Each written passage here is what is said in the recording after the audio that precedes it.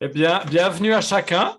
Soyez les bienvenus. N'hésitez pas à ouvrir ou à fermer vos micros comme bon vous semble. En général, on les garde fermés pour éviter tout ce qui est interférence au niveau du son. C'est vraiment un plaisir d'être là. On se réjouit. Ça doit être la 5e, 6e session sur le livre de l'Apocalypse. Je pensais faire ça au mois de septembre et puis on arrive à fin octobre. Je pense qu'on va poursuivre en novembre. C'est vraiment très riche. La semaine passée, particulièrement, on a abordé le chapitre 7, Apocalypse 7, et puis on a fait 2 versets et demi. On est arrivé jusqu'à la moitié du verset 3. C'était très riche. Merci à chacun pour vos interventions. La semaine passée, on a fait beaucoup d'interactifs. Il y a eu beaucoup de questions, il y a eu beaucoup d'éléments. Et puis, on va poursuivre aujourd'hui avec Apocalypse 7. On va reprendre au verset 3. Vous m'avez donné des idées de réflexion. Je me suis penché sur le trône, sur les sceaux, sur le chiffre 4. Et puis, on va pouvoir continuer de faire ça. Je ne sais pas si on a... Ah oui, Princesse Leila, je me suis permis de éteindre ton micro. On avait un écho. On veut toujours se rappeler ces principes de base. Je crois que ce n'est pas quelque chose qu'on fait tous les jours, donc c'est bon de se les rappeler. Donc, on lit le livre de l'Apocalypse en regard des 65 autres livres de la Bible. Donc, il n'est pas tout seul. Il ne vit que par et grâce aux autres. On lit le livre de l'Apocalypse dans l'idée que Dieu est bon et que ses jugements sont une preuve de son amour. Alors, c'est extrêmement difficile à comprendre dans une société basée sur le « j'ai le droit »,« on me doit ceci », si on me fait un peu de mal, eh bien, j'ai le droit de faire un procès. Donc, ces jugements sont une manière de Dieu de nous montrer son amour, c'est-à-dire que Dieu nous a créés infiniment libres, mais aussi infiniment responsables de nos choix. C'est-à-dire que nos choix ont des conséquences. Notre choix de suivre Christ a des conséquences et notre choix de ne pas le suivre a des conséquences. Donc, Dieu ne force personne à passer l'éternité avec lui. Donc, ça, c'est une bonne manière aussi d'expliquer l'enfer. Il y a des gens qui disent, mais si Dieu est bon, comment peut-il y avoir un enfer? Eh bien, les gens qui ne veulent pas de Dieu sur terre, il ne va pas les forcer à rester avec lui pendant l'éternité. Voilà, donc quelques principes. Ce livre, on le médite pour grandir dans notre amour pour Christ et dans notre amour pour le prochain. C'est-à-dire qu'on ne le lit pas, premièrement, ici, ce n'est pas un endroit où on va se gaver la tête de théologie compliquée, mais c'est de la théologie appliquée, c'est de la méditation. On se place sous l'arbre de la vie et non pas sous l'arbre de la connaissance du bien et du mal. Donc, on ne se réunit pas, premièrement, pour obtenir un certificat en Apocalypse, mais on se réunit pour partager, grandir dans nos cœurs, et cette méditation doit nous permettre d'être de meilleurs maris, de meilleures épouses, de meilleurs parents, de meilleurs frères et sœurs, de meilleurs chrétiens, des amoureux de Christ, parce que la parole de Dieu nous transforme. Un autre principe, il y a un document sur les principes, je ne vais pas le parcourir en entier. Un autre principe, c'est que c'est un buffet. L'Apocalypse, c'est un buffet que Dieu nous présente, et comme tout buffet, on ne va pas tout avaler d'un coup. Quand on a mal au ventre, on prend des petites bouchées, on ne va pas pointer le doigt sur ce qu'on n'aime pas, on va d'abord regarder à toutes les choses qu'on aime bien, et puis comme on a tous appris quand on était petit, on goûte de tout, même si on aime moins. C'est comme ça aussi qu'on grandit. Alors, je vous propose simplement qu'on prenne Apocalypse 7, on va le chanter. Je vous invite à prendre les versets 1, 2, 3. Les versets 1, 2, 3 d'Apocalypse 7. Vous pouvez me dire si le mix entre piano et voix va bien.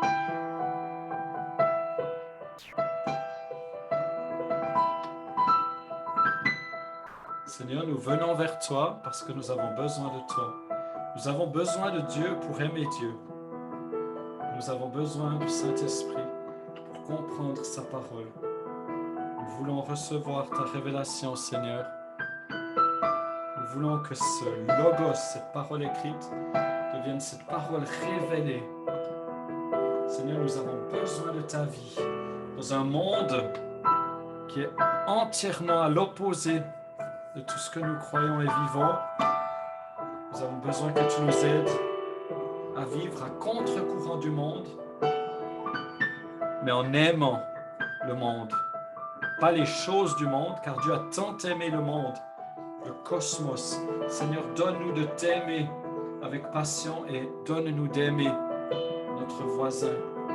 Donne-nous d'aimer celui qui ne te connaît pas encore. Tes jugements viennent, mais aujourd'hui encore, c'est le jour du salut.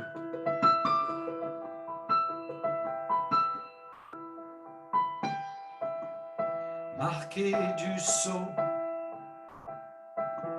marqué du sceau, le front des serviteurs de Dieu. Tu marques tes serviteurs du sceau de ton amour. Marqué et mis à part, marqué et mis à part. Ne faites point de mal à la terre ni à la mer. Ne faites point de mal à la terre ni à la mer, ni aux arbres, jusqu'à ce que nous ayons marqué du sceau le front des serviteurs de notre Dieu.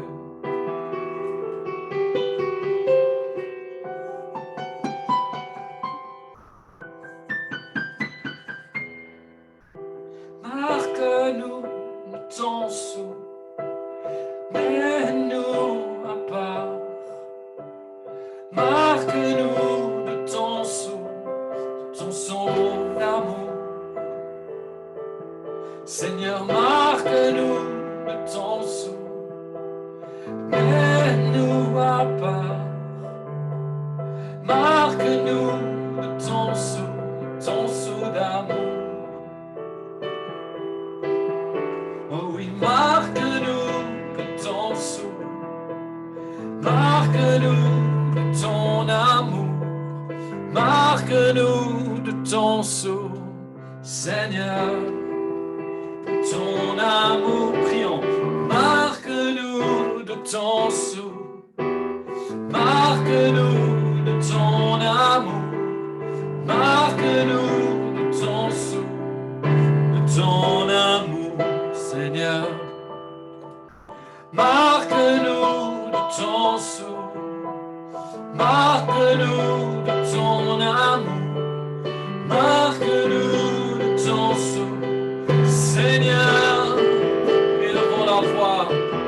Oh oui, marque-nous de ton sceau, marque-nous de ton amour, marque-nous de ton sceau, comme les 144 000.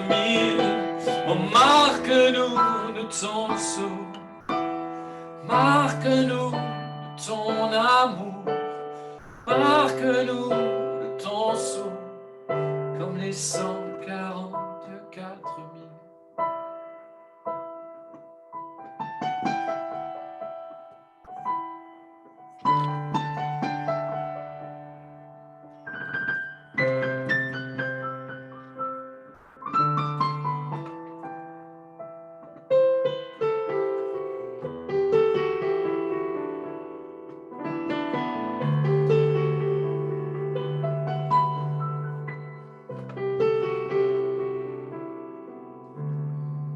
Merci Seigneur, car tu connais ton peuple, chacun par son nom. Tu es le Dieu des nations, mais tu es aussi le Dieu d'intimité. Ô Seigneur, tu es le Dieu des nations, mais tu es aussi le Dieu d'intimité.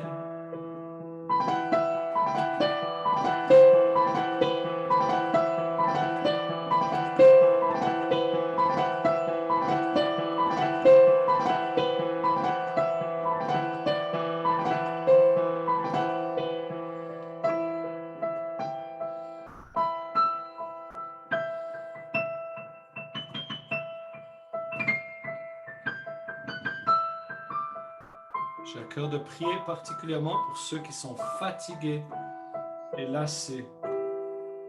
Peut-être simplement d'une journée de travail ou d'une manière un peu plus chronique. S'il y a une lassitude, un manque de vision, un manque d'espoir, un manque d'intentionnalité dans sa marche, on a l'impression qu'on va nulle part. Je proclame la bénédiction des disciples sur le chemin d'Emmaüs. Ils marchaient avec Jésus, mais ils ne l'avaient pas reconnu. Puis il leur parlait et il leur expliquait les Écritures. Et après un repas ensemble, leurs yeux se sont ouverts. Ils se sont dit, mais nos cœurs ne brûlaient-ils pas alors qu'il nous parlait, alors qu'il nous expliquait les Écritures? Et c'est ma prière pour ce soir, c'est que nos cœurs brûlent parce que Jésus nous parle. Alors je prie pour ceux qui sont fatigués là. Si tu veux, tu peux simplement ouvrir tes mains. Tu n'es pas obligé, mais parfois, vu qu'on est corps, âme et esprit, parfois ça nous aide de manifester physiquement une attitude de recevoir. Je proclame le repos dans le nom de Jésus, que le joug de Jésus est doux et léger. Et je proclame le repos. Je propose de rester avec les mains ouvertes, de fermer les yeux. On va juste se laisser bénir et bercer par cette musique, comme quand David jouait pour le roi Saül, qui était sans calme à cause des esprits qui le torturaient. Et la musique amenait paix, quiétude, clarté. Écoutons simplement cette musique comme une rivière.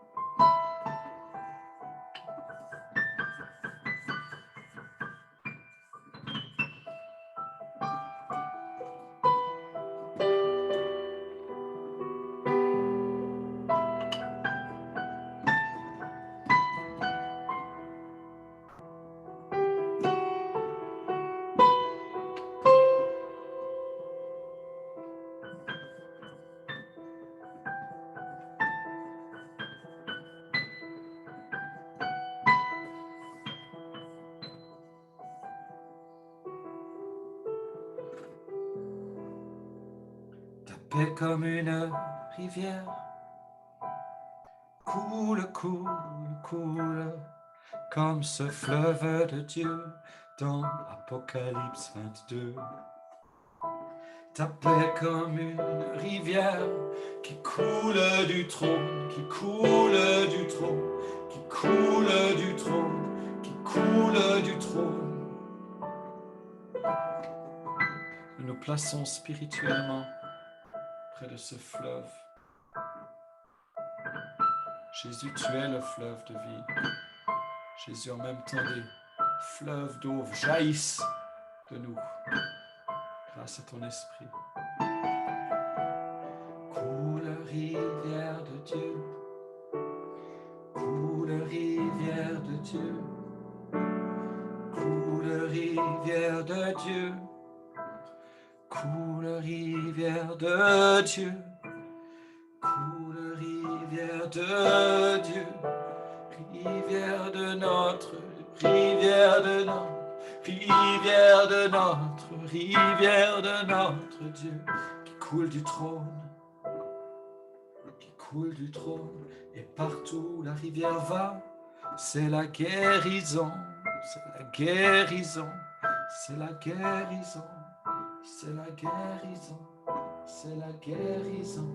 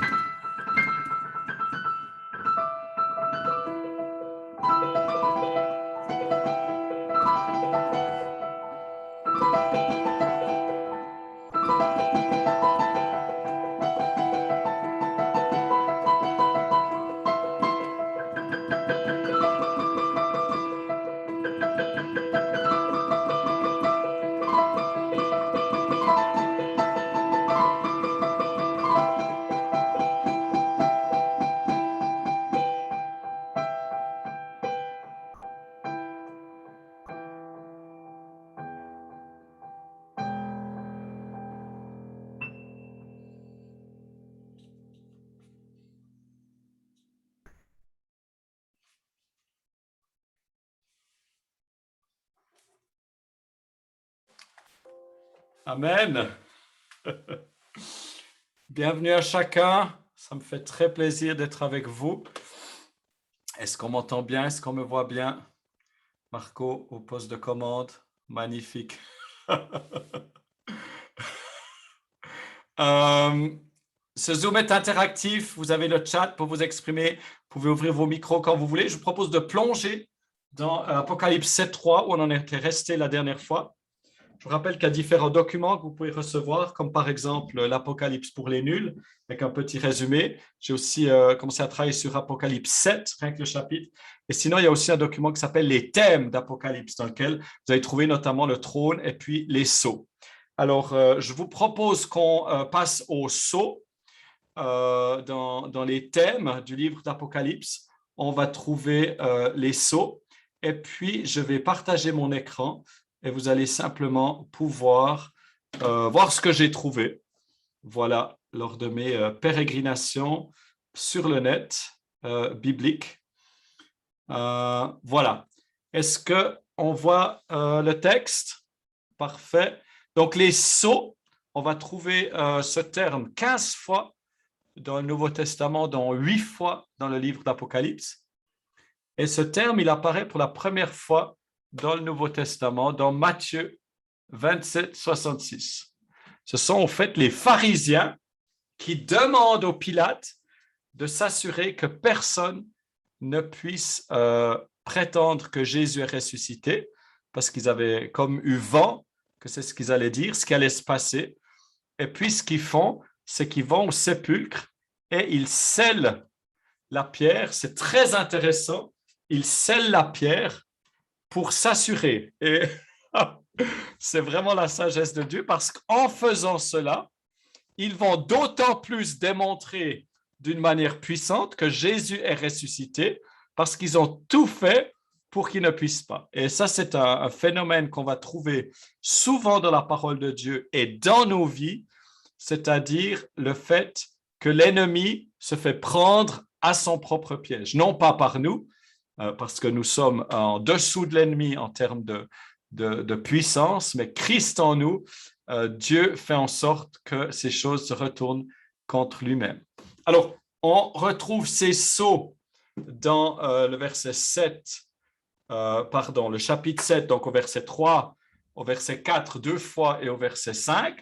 Donc, dans ces 3 versets, on va le trouver 4 fois, comme pour vraiment insister. Et puis, il y a cette pause, rappelez-vous comment les 4 vents sont mis sur pause, comment il est demandé à ne pas toucher aux arbres, à ne pas toucher sur le vent, sur la terre, sur la mer, sur aucun arbre.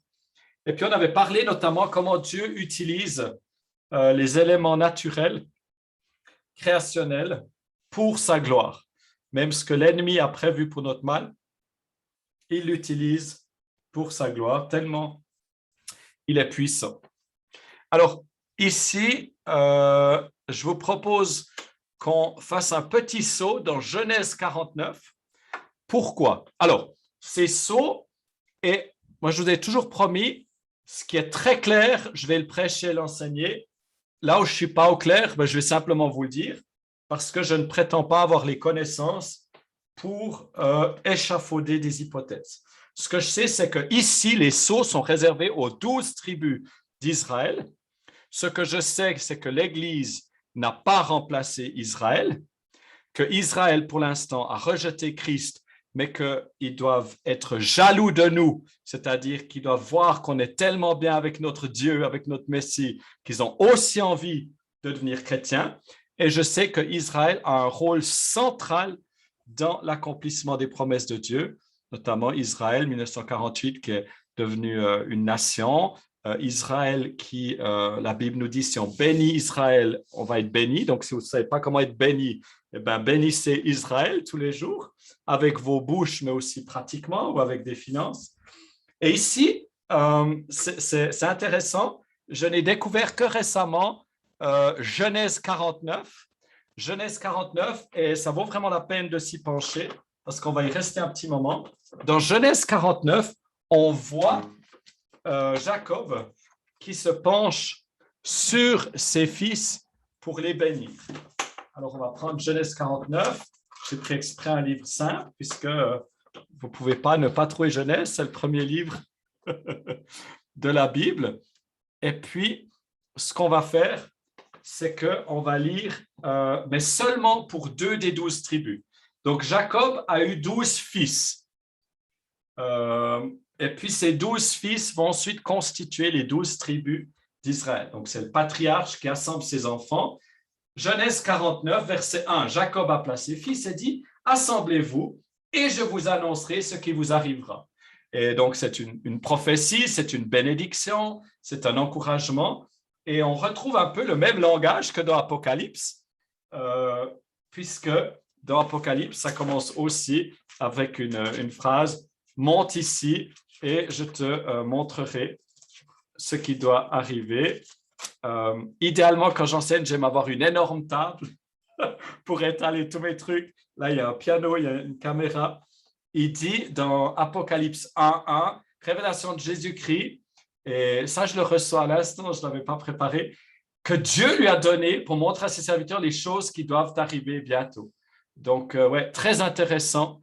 Dans votre Bible, je ne sais pas comment vous l'utilisez, mais je vous encourage. Dans Apocalypse 1, vous mettez un petit Genèse 49, et puis, tac, vous avez un truc assez sympa. Et puis, dans Apocalypse 7, je suis vraiment partisan du écrire dans sa Bible, du souligner dans sa Bible. Faites la vôtre, puis dans 3 ans, si c'est illisible, vous en rachetez une. Mais ça fait partie de cela qu'apparaît. C'est pour ça que c'est très bien de lire la Bible sur son ordinateur, un écran, mais ça a vraiment ses limites. À long terme, je vous déconseille d'avoir uniquement cette possibilité-là. Faites-vous de cette Bible une amie avec votre sueur, avec votre salive pour tourner les pages, avec vos couleurs. Vraiment, vous allez voir, ça devient quelque chose de puissant. Alors, moi, ce que je vais faire, c'est que je vais inviter quelqu'un qui va ouvrir son micro et puis on va commencer avec Judas.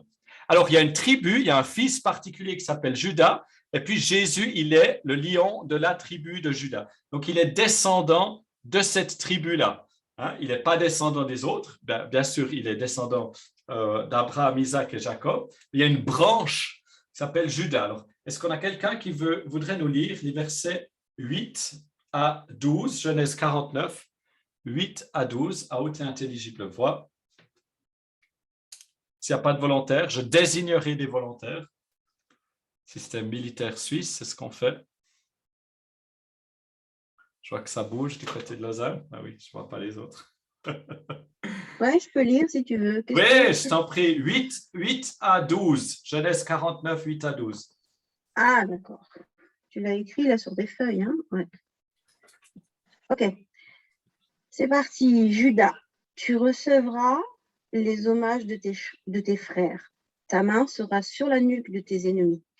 Les fils de ton père se prosterneront devant toi. Judas est un jeune lion. Tu reviens du carnage, mon fils. Il ploie les genoux. Il se couche comme un lion, comme une lionne. Qui le fera lever? Le sceptre ne s'éloignera point de Juda, ni le bâton souverain d'entre ses pieds, jusqu'à ce que vienne le Shilo. Shilo qui veut dire NDA, Messie ou fils de Juda. Donc, jusqu'à ce que vienne le Shilo et que les peuples lui obéissent. Attache à la vigne son âne et au meilleur cep le petit de son ânesse. Il lave dans le vin son vêtement et dans le sang des raisins son manteau. Je continue? Je ne sais plus. Oui, juste le 12, s'il te plaît. Ouais. Il a les yeux rouges de vin et les dents blanches de lait. Amen. Merci beaucoup. Donc, ce passage, il est incroyable parce que dans la Bible, on trouve un peu partout des traces de Christ. Donc, vous savez que Christ existe de tout temps, mais il s'est incarné en l'an 0 ou en l'an 3, d'après les historiens. Il s'est incarné, mais au fait, tout l'Ancien Testament porte des semences de Christ. Alors déjà, les personnages, un David, un Daniel, un Joseph, un Noé, ce sont des types de Christ, c'est-à-dire qu'ils vivent des choses similaires où ils montrent Christ, Alors, bien sûr, dans leur humanité et dans leur imperfection, avec le péché, contrairement à Christ qui, lui, est sans péché. Alors, regardez, c'est fascinant. Judas, tu recevras les hommages de tes frères. Alors, bien sûr, ce texte, il est écrit pour Judas, le gars qui s'appelle Judas, qui est un des 12 fistons de Jacob. Mais il est là aussi en prophétique, et c'est aussi un des principes de lecture de l'Apocalypse, c'est-à-dire que les prophéties, on croit que souvent elles se réalisent comme en plusieurs étapes, des accomplissements partiels, des accomplissements à différents degrés. Et là, on voit que les frères et sœurs de Christ, eh bien, c'est nous, et il reçoit. Donc, Jésus, le lion de la tribu de Juda, reçoit nos hommages, notre louange, notre adoration. On continue au verset 8. Ta main sera sur la nuque de tes ennemis. On retrouve, c'est incroyable, le même type de langage que dans le livre de l'Apocalypse. Ici, on est dans Genèse. À nouveau, je ne suis pas théologien, mais j'ai l'impression qu'on est aux environs de moins 4000 que ça a été écrit. Donc, on est genre 6000 ans avant, si l'Apocalypse, ça vient dans ces prochaines années ou prochaines décennies ou dans 100 ans, je ne vais pas fixer une date, mais on est dans ce type de langage. Ta main est sur la nuque de tes ennemis. Les fils de ton père. Qui sont les fils de ton père? C'est ses frères et sœurs. Hein? C'est ce langage un petit peu imagé. Se prosterneront devant toi. Judas est un jeune lion.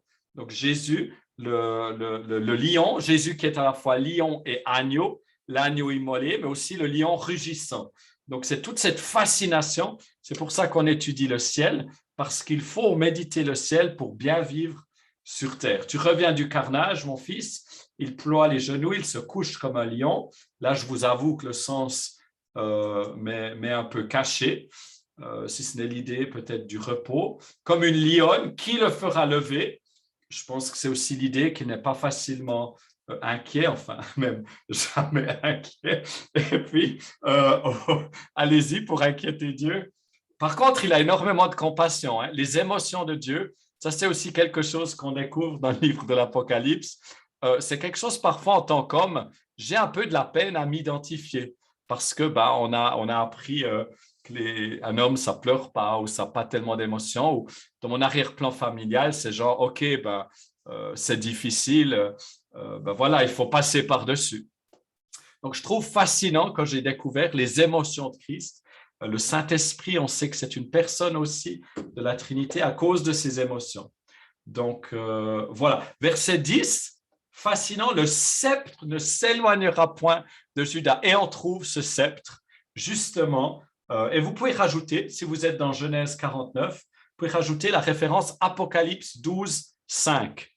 Apocalypse 12, 5, on va pas s'y pencher maintenant parce que à force, et c'est ça la beauté de la parole, hein. Vous vous perdez dans un labyrinthe qui est une mine d'or.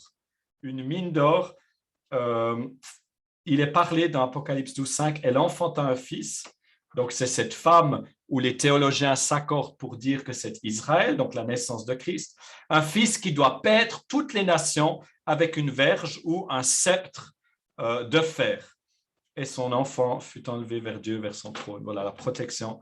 Ça, c'est dans Apocalypse 12. Ce sera dans quelques semaines ou dans quelques mois. Si on arrive là un jour, au rythme, on y va. Ou si on n'est pas, Jésus n'est pas revenu avant. Donc ce passage de moins 4000, on est en plus de 1000. Donc, genre, grosso modo, 6000 ans. Il y a 6000 ans. Et si vous étudiez, je veux dire, il y a personne qui nie la réalité de Jésus en l'an 0 ou en l'an 3. Il n'y a personne qui nie ces textes. Ces textes, les historiens les reconnaissent. Après, c'est l'interprétation et puis c'est surtout un problème. Est-ce qu'on a envie de faire de Christ son Seigneur et Sauveur? Est-ce qu'on a envie d'obéir à Dieu? Ça, c'est un autre problème. Mais les textes en eux-mêmes, il n'y a aucun doute, ils sont là, ils sont historiques, ils sont datés plus ou moins. Donc, le sceptre ne s'éloignera point de Judas. Et c'est exactement le thème du livre de l'Apocalypse, puisque c'est Jésus qui revient. Vous voyez, c'est très intéressant. Je ne sais pas si je l'ai déjà dit, mais quand il est venu en l'an 0 ou 3, on s'attendait, les Juifs s'attendaient à un libérateur. Libère-nous des Romains, les méchants Romains, pour ceux qui lisent Astérix et Obélix. Eh bien, ils s'attendaient à un libérateur extrêmement spirituel et puissant, et ils se sont retrouvés avec un bébé sur les bras qui venait bouleverser leur monde Et puis en plus de ça, il n'a pas été capable de se sauver lui-même, il est mort sur une croix. Donc, grosse déception. Humainement, c'est un raté, le gars. Hein, à part qu'il a commencé un mouvement qui s'est répandu sur la planète entière. Et par contre, quand Christ revient, certains s'attendront à ce qu'il revienne comme un agneau, c'est-à-dire qu'il y a tout un mouvement de hyper-grâce, un mouvement où finalement, il suffit que tu aimes Dieu, il est tellement amour, tu peux faire ce que tu veux, tu peux pécher ce que tu veux, il est tellement bon, l'enfer, ça n'existe pas. Donc, beaucoup s'attendent à ce que Christ revienne comme un doux agneau dans sa grâce, et puis tout le monde est gentil, on est rose, et puis on invite les bisounours, et puis un peu toutes les religions qui s'unissent. Hein, il y a vraiment ce mouvement, on le voit clairement. À Berne, en Suisse, il y a une maison des religions. Maintenant, les religions se mettent ensemble, même au niveau du pape, il y a des mouvements d'unité et de prière avec les musulmans, parce que finalement, est-ce qu'on n'a pas le même Dieu, etc., etc. Donc, il y a une apostasie, il y a un aveuglement, il y a des choses incroyables qui se passent, un faux mouvement d'unité. Pourquoi? Parce que s'il y a un faux mouvement d'unité, c'est que justement, de l'autre côté, il y a un vrai mouvement d'unité. Et on voit de plus en plus de chrétiens, de dénominations, d'églises qui se disent, mais qu'importe le nom, l'étiquette, nous, on veut aimer Jésus. Et vous savez, on ne se rapproche pas en se regardant dans les yeux, comme le dit Saint-Exupéry, mais on se rapproche en regardant à Christ, en devenant toujours plus comme lui, et du coup, comme les rayons d'un vélo, si tout le monde regarde vers le centre, vers le moyeu, on se rapproche de Christ, non pas en se regardant nous-mêmes, mais en regardant à Christ. Et ce mouvement d'unité, il est autour de Christ qui revient avec un sceptre de fer. Donc, quelque chose d'extrêmement puissant. Ni le bâton souverain d'entre ses pieds. Je continue au verset 10. On est toujours dans Genèse 49. Il attache à la vigne son âne. Et ça, c'est quelque chose aussi très beau parce que Jésus, eh bien, sur terre, il était sur le dos d'un âne en humilité. Il est entré en Jérusalem avec les louanges. Il en est ressorti sur une croix. Et dans Apocalypse 19, 3, vous pouvez noter comme référence, Apocalypse 19, 3, c'est le retour sur son cheval blanc. Et au meilleur cep, le petit de son ânesse, verset 11, il lave dans le vin son vêtement et dans le sang des raisins son manteau. Donc le sang du raisin, c'est, je crois que c'est une des coupes, il faut que je remédite la chose, je ne veux juste pas dire de bêtises, mais c'est ce raisin pressé, c'est le sang, c'est la colère, c'est le jugement. Voilà, cette référence avec Apocalypse. Donc, il est venu sur un âne, il revient sur un cheval blanc. Ça, c'est typique des choses que vous pouvez chanter. Petite parenthèse pour les musiciens et les non-musiciens. Il suffit que vous ayez un doigt. Hein. Est-ce que sur ce Zoom, est-ce que tout le monde a au moins un doigt? Et vous pouvez simplement... Tu es venu sur un âne, tu reviens sur un cheval blanc pour juger les nations. Tu es venu sur un âne, tu reviens sur un cheval blanc pour juger les nations. Venu sur un âne, tu reviens sur un cheval blanc pour juger les nations.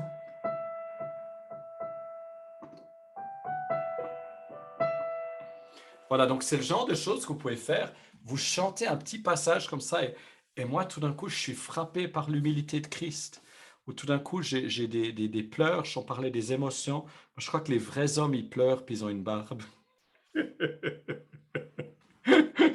rigole. Mais je crois que les vrais hommes, ils savent pleurer.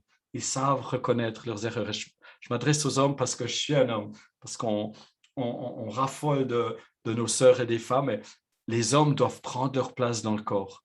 On doit être à l'image de Jésus, cet époux jaloux qui est pur et qui est saint. Et lorsque vous chantez des choses comme ça avec l'âne et le cheval, d'un coup, vous êtes frappé de révélation. Pourquoi? Parce que la parole, elle se médite. Donc, on reste. Il y a des anges de toute éternité, ils chantent Saint, Saint, Saint est l'Éternel Dieu des armées, qui était, qui est, qui revient. Et ils chantent ça tout le temps. Donc, être spirituel, ce n'est pas forcément être super créatif, c'est être profond. Et la créativité sort de cette profondeur. Bon, il y a eu beaucoup. On va s'arrêter là un petit coup, prendre des questions, des commentaires, des suggestions. C'est très, très ouvert. On est là pour s'inspirer les uns les autres. Il n'y a pas de questions stupides, il n'y a que des réponses stupides. Donc ça, ce sera mon problème.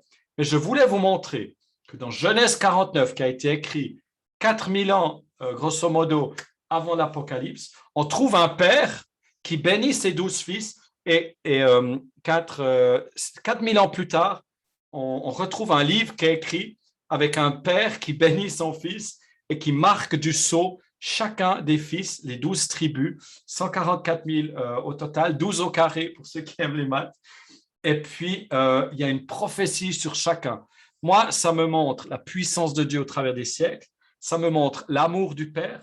Moi, ça me montre qu'il est global, il aime les nations, mais qu'il nous aime aussi en particulier. Parce que si vous regardez la liste, on va seulement s'arrêter sur Judas et Joseph. Il y en a certaines des descriptions, elles ne sont pas folichonnes, mais il y a un amour particulier pour chacun. Et c'est un des messages de ce passage, c'est cet amour personnel de Dieu pour chacun de nous, en même temps qu'un amour pour nos nations, pour les peuples et dans son ensemble. Voilà. Si vous avez des commentaires, allez-y, parce que j'ai surtout pas envie de faire tout le blabla. Donc, n'hésitez pas. Ça peut être court, lent, une réflexion.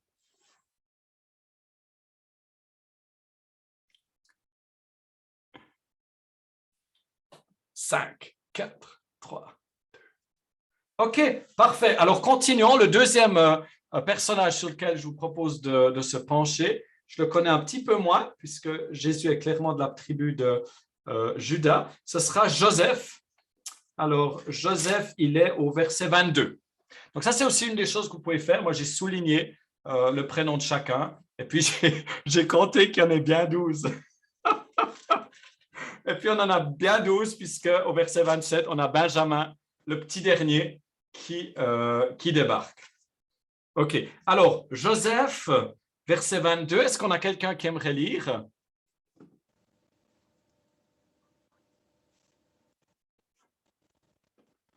Guillaume, oui, merci beaucoup.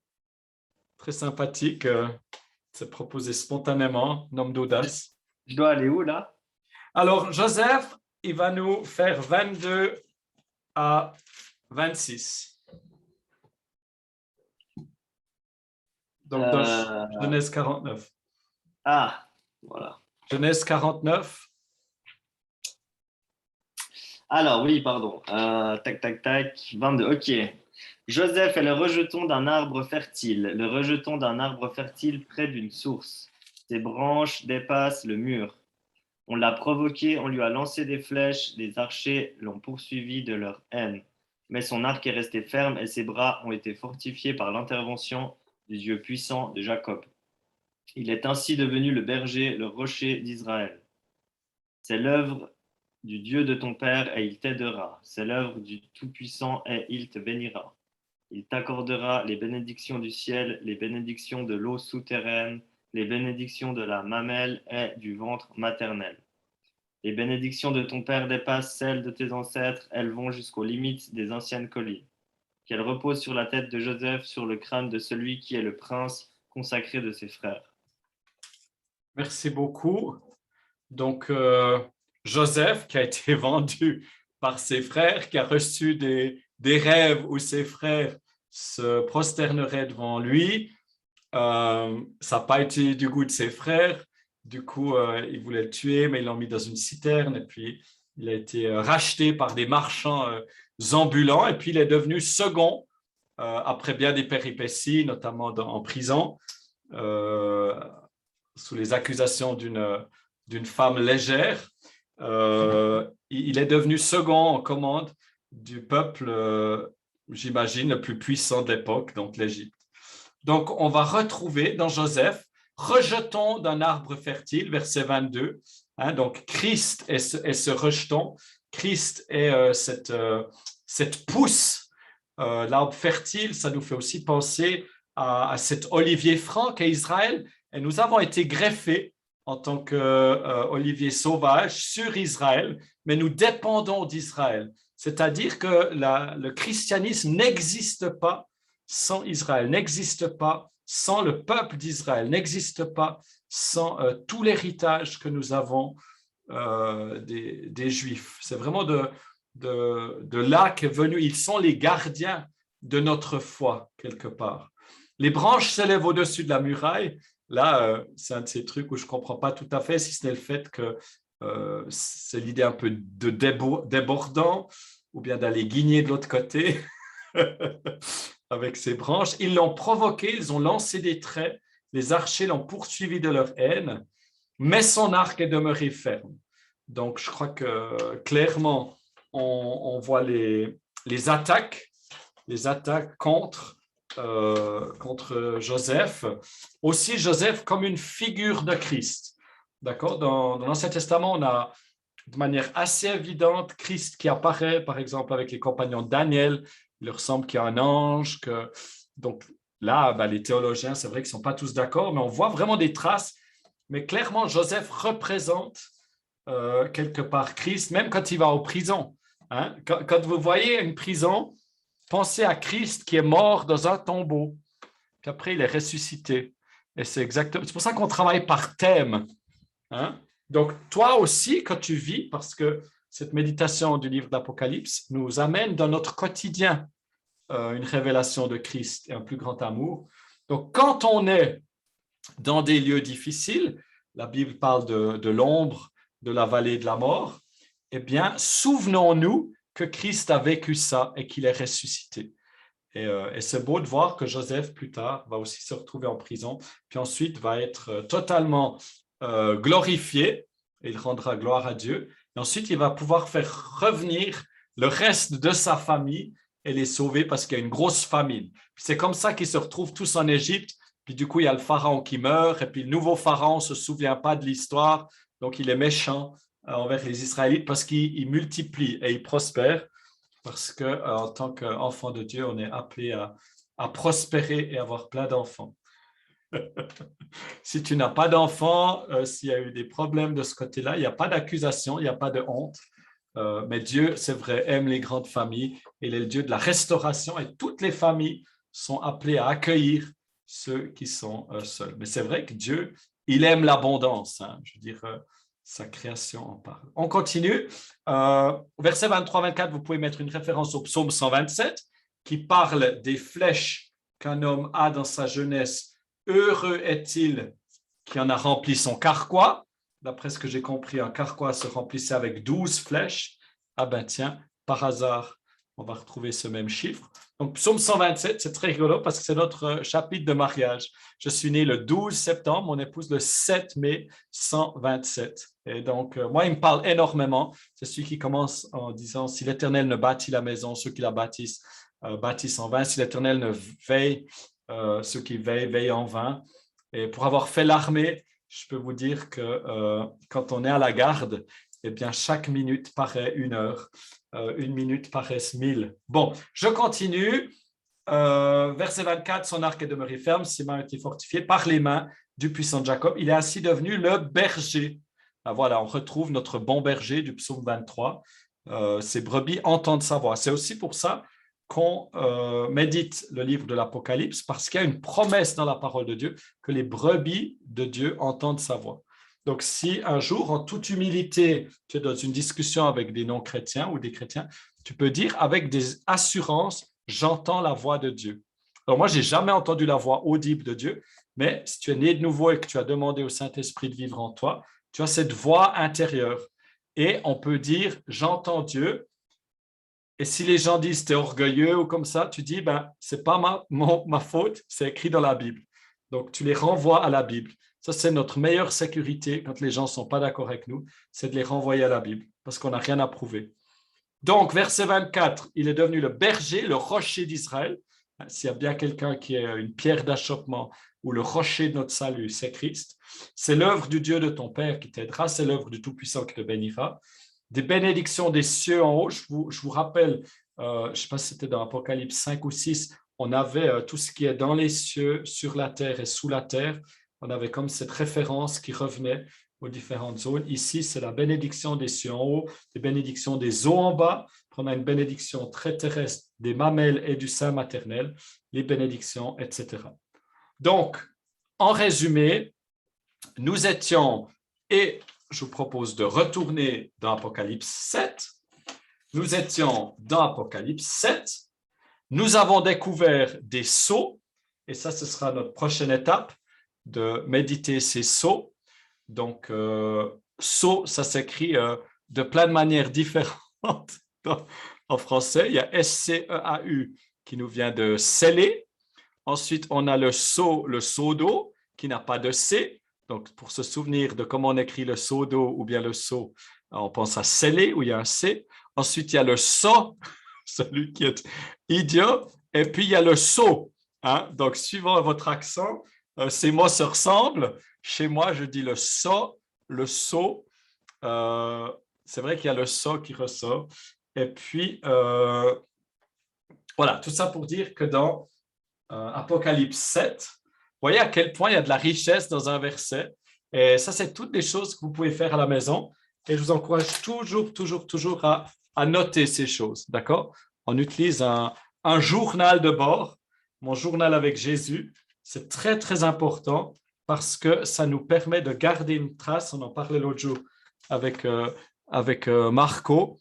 Ça nous permet de noter des choses, de nous ralentir, d'être créatif. Bravo Marco, c'est très très bien. Félicite, je pense que Guillaume a aussi un très très beau journal qui va peut-être nous montrer. Mais vraiment, je vous encourage tous. Et j'ai une vidéo à ce sujet que je vous encourage grandement à regarder. Ça s'appelle simplement « Regarde mon journal » sur ma chaîne YouTube où je montre quelques-uns des outils. J'ai aussi une feuille que je peux vous envoyer, 23 outils, 23 manières de déguster la parole de Dieu. OK, alors passons au sceau. Juste avant, je vais voir s'il n'y a pas des questions, des commentaires. N'hésitez pas.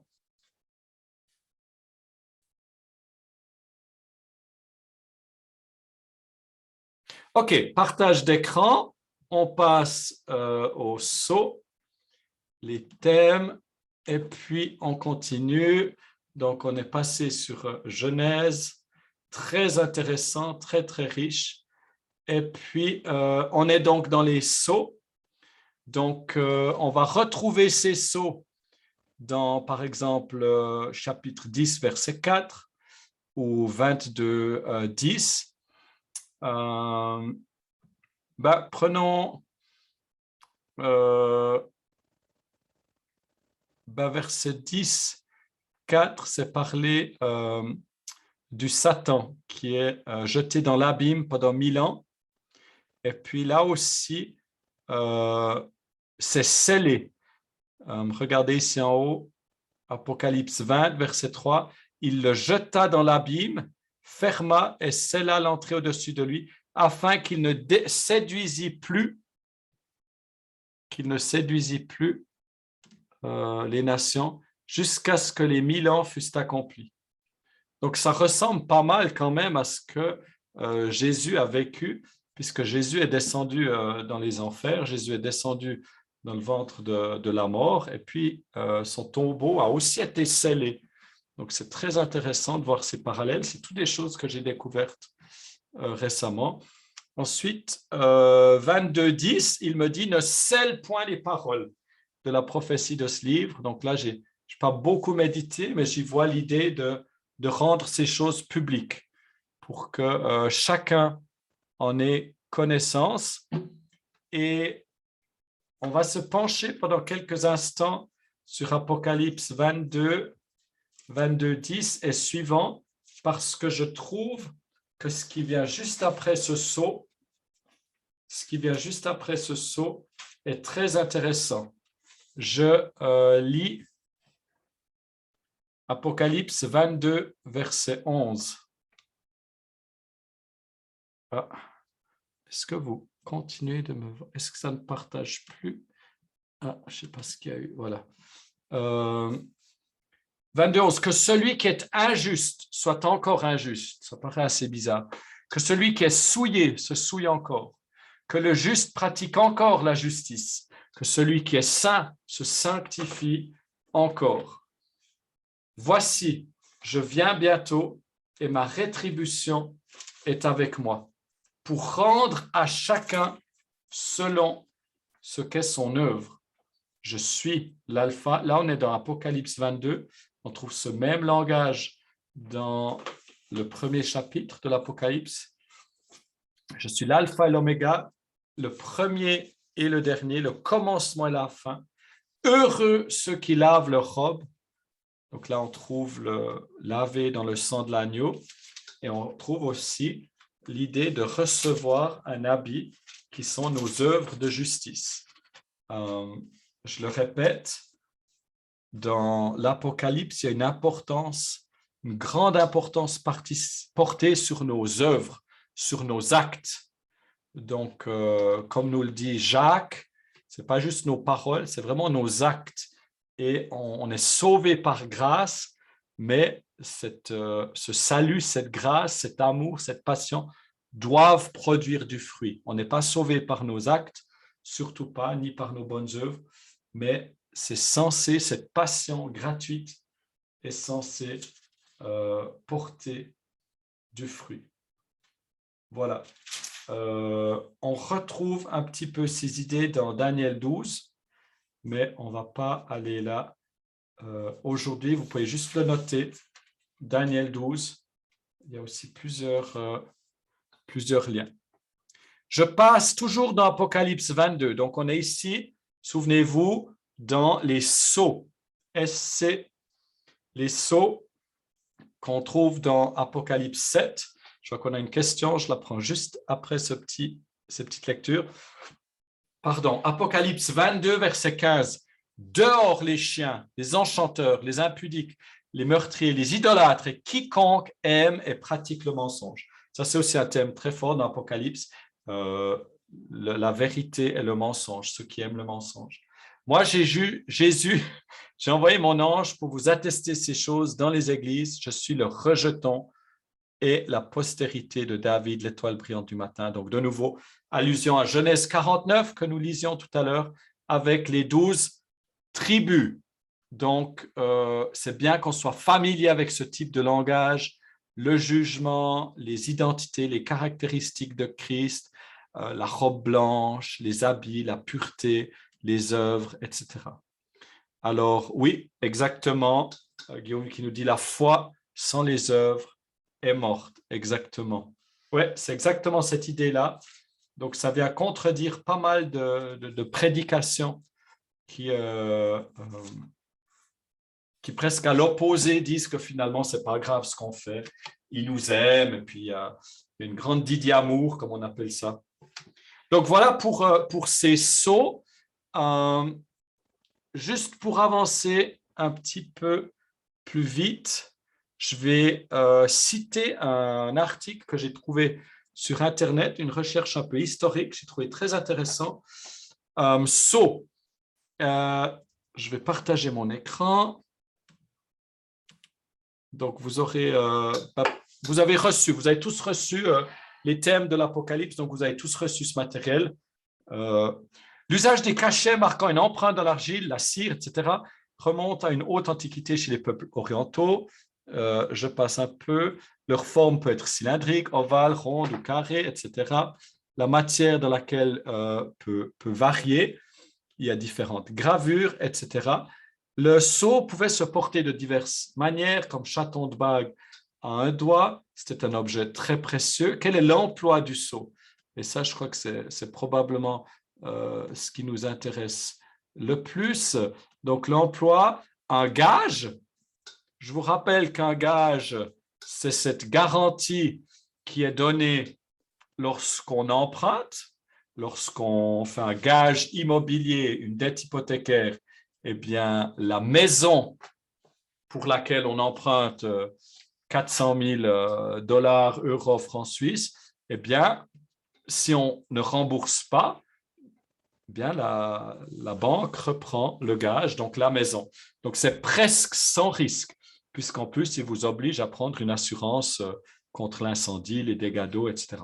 Signe de reconnaissance. Donc, replongez-vous dans le fait qu'on est dans l'Apocalypse, qu'il y a des gens qui ont choisi Christ, d'autres pas. Ceux qui ne choisissent pas Christ, ils vont recevoir d'une manière ou d'une autre le signe de la bête. Mais ici, on commence avec le peuple d'Israël et 12 fois 12 000 reçoivent le sceau. Donc, c'est ce signe de reconnaissance, de signalement. C'est une protection, clairement, protection du souverain dont vous avez le sceau. Donc, vous attaquez à quelqu'un qui est scellé, c'est finalement vous attaquer à celui qui l'a scellé. Le plus souvent, il remplace la signature.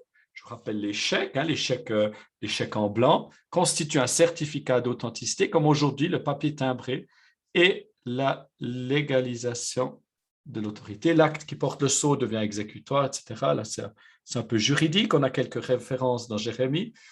On impose aussi des scellés pour rendre inviolable une ouverture. C'est ce qu'on a trouvé dans... je ne savais pas qu'il y avait aussi ça dans Daniel. Apparemment, je n'ai encore pas eu le temps de tout voir.